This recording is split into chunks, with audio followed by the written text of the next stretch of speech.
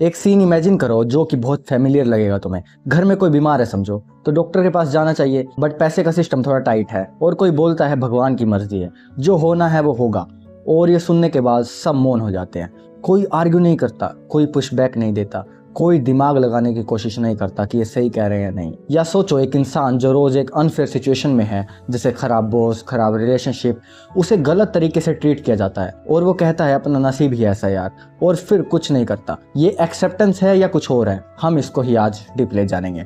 आज मैं एक जेन्युइनली डिस्टर्बिंग आइडिया एक्सप्लोर करना चाहता हूँ। ये आइडिया ये है कि हम लोग कलेक्टिवली एक बहुत स्पेसिफिक साइकोलॉजिकल कंडीशन में इतने घुल गए हैं कि हमें खुद पता नहीं है इसके बारे में, और इस कंडीशन को रिलीजियस फ्रेमिंग देके हम इसको विजडम बोल रहे हैं। और ये फर्क करना अब बहुत जरूरी है कि विजडम क्या है और रेजिग्नेशन क्या है, क्योंकि ये फर्क लिटरली तुम्हारी जिंदगी बदल सकती है। साल था 1967। पेंसिल्वेनिया यूनिवर्सिटी में एक यंग साइकोलॉजिस्ट एक रिसर्च कर रहा था, जो इवेंचुअली साइकोलॉजी के हिस्ट्री में एक वाटरशेड मूवमेंट बन गई। उस रिसर्चर का नाम था मार्टिन सेलिगमैन। सेलिगमैन ने एक एक्सपेरिमेंट डिजाइन किया जिसमें 3 ग्रुप्स ऑफ डॉग्स थे।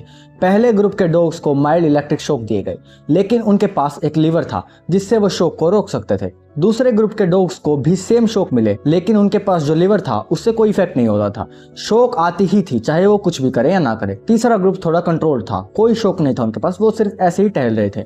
फिर तीनों ग्रुप्स को एक न्यू बॉक्स में डाला गया। इस नए बॉक्स में एक सिंपल लो पार्टीशन था। इलेक्ट्रिक शॉक तब भी आता रहा, लेकिन एक सिंपल जंप से दूसरी साइड सेफ थी। मतलब कि 2 बॉक्स थे, एक बॉक्स के अंदर जो है शॉक था और दूसरे बॉक्स के अंदर जो है शॉक नहीं था। वो डॉग जो है इस बॉक्स से दूसरे बॉक्स में कूद के जो है शॉक से बच सकते थे। तो फिर हुआ ऐसा कि पहले और तीसरे ग्रुप के डॉग्स ने जल्दी समझ लिया और जंप कर गए।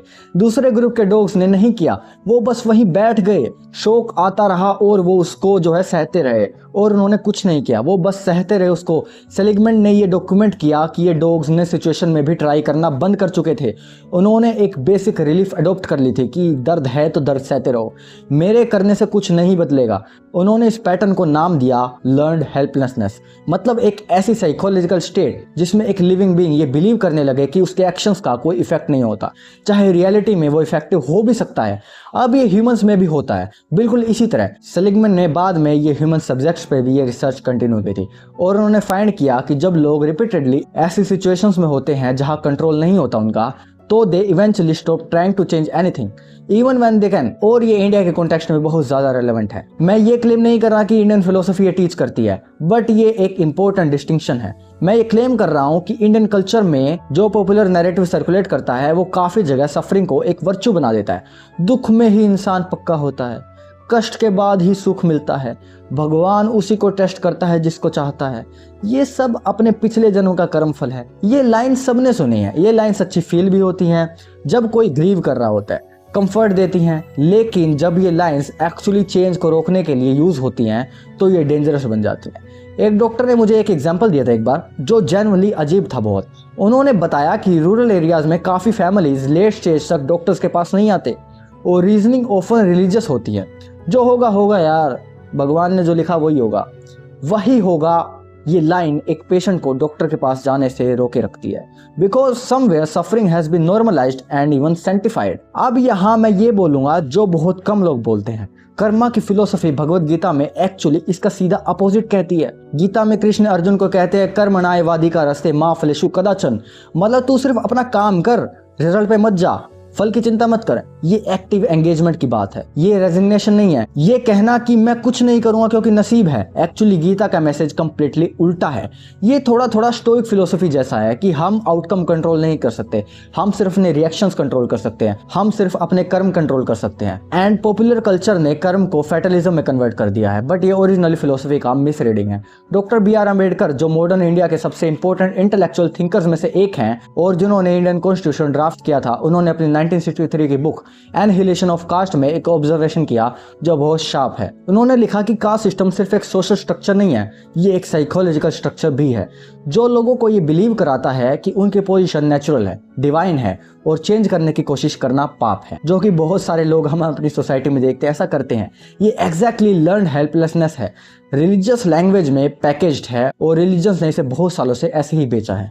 और ये सिर्फ कास्ट तक लिमिटेड नहीं है, पॉवर्टी को भी इसी फ्रेम में प्रेजेंट किया जाता रहा है। गरीब होना तो भाग्य में था, पैसे वाले हैं तो पिछले जन्म में कुछ किया होगा अच्छा।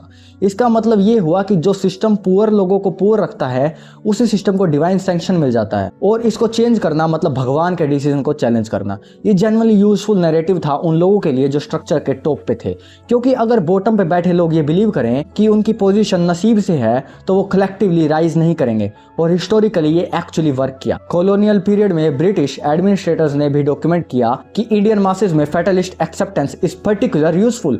ये उनके लिए कन्वीनियंट था, ये उनके रूल को इजियर बनाता था। मैं ये नहीं कह रहा कि रिलीजन एविल है, हाँ बहुत सेंस में है, बहुत सेंस में रिलीजन गलत है। मैं कोई रिलीजन में नहीं मानता, मैं कोई रिलीजन फॉलो नहीं करता, बट रिलीजन ने जनरली कंफर्ट दिया है बहुत लोगों को, कम्युनिटी दी है, मीनिंग दिया है जो रियल और वैल्यूएबल है।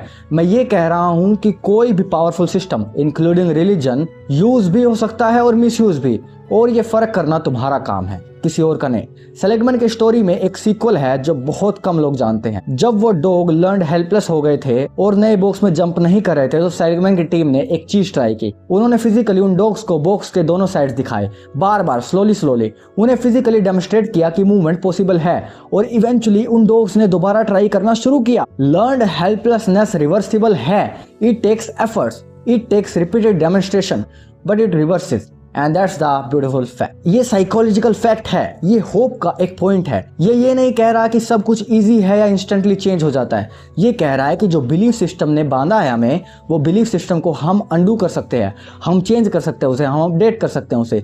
अब अप्लाई करो इसको इंडिया पे। एक्सेप्टेंस और रेजिग्नेशन एक नहीं है, ये डिस्टिंक्शन बहुत इंपॉर्टेंट है। जेन्युइन एक्सेप्टेंस वो है जब तुम एक सिचुएशन को चेंज नहीं कर सकते, उसे क्लियरली देख के पीस में रहते हो। रेजिग्नेशन वो है जब तुम एक सिचुएशन को चेंज कर सकते हो लेकिन ये बिलीव करते हो कि नहीं कर सकते, तो ट्राई भी नहीं करते तुम।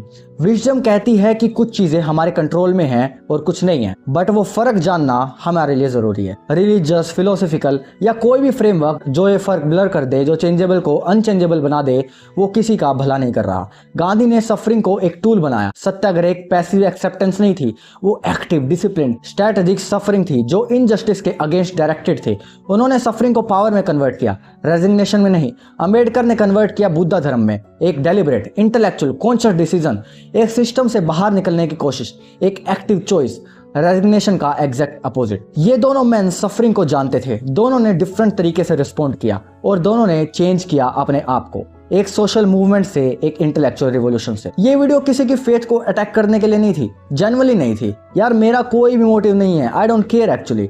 ये इसलिए थी क्योंकि हम सब के अंदर कुछ ना कुछ लर्नड हेल्पलेसनेस है, कुछ ऐसे बिलीव्स हैं कि मेरे से नहीं होगा, या ऐसा ही होता है, या ये मेरे नसीब में ही नहीं था, जो एक्चुअली एक चेंजेबल सिचुएशन को अनचेंजेबल लेबल कर रही हैं। एक काम करो, अपनी लाइफ में एक स्पेसिफिक चीज आइडेंटिफाई करो जो तुमने नसीब या भगवान की मर्जी से मान के एक्सेप्ट कर ली है, और ऑनेस्टली पूछो अपने आप से कि क्या ये एक्चुअली अनचेंजेबल है, या क्या तुमने सिर्फ ट्राई करना ही बंद कर दिया है। दोनों आंसर्स वैल्यूएबल हैं, एक तुम्हें पीस देगा और दूसरा तुम्हें डायरेक्शन।